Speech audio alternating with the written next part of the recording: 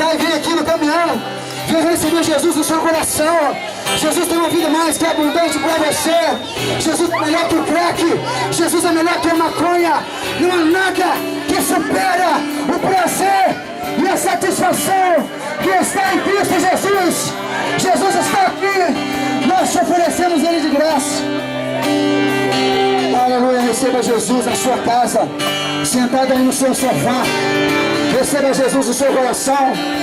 Basta você se ajoelhar onde você estiver, na sala da sua casa, e dizer para Jesus assim: Jesus, me perdoa pelos meus pecados.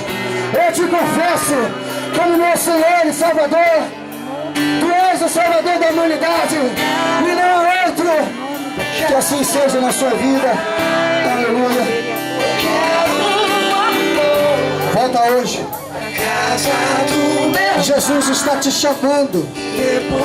Volta hoje. Entrega o seu caminho para o Senhor. Ele quer te abençoar. Deixa Deus completar a obra na sua vida. Vem. Vem. Cadê os jovens? Persevera para ajudar aqui, ó. Aleluia. Onde você está? Vem. Vem para Jesus. Vem abrir seu coração para o Senhor. Jesus quer te restaurar. Jesus quer começar uma nova história. Aleluia. Jesus te ama.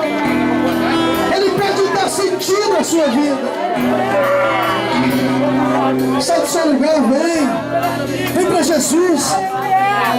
Vem para Jesus. Você pode servir onde você quiser, mas vem para Jesus. Entrega o seu coração para Ele agora.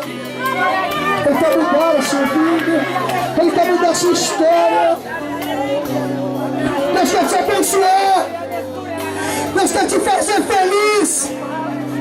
Entenda isso, que felicidade é só com o Senhor. Estou te esperando. Resista esse mal, resista esse pecado. E deixa Deus te dar uma vida nova. Uma vida cheia de paz. Uma vida cheia de alegria, de felicidade.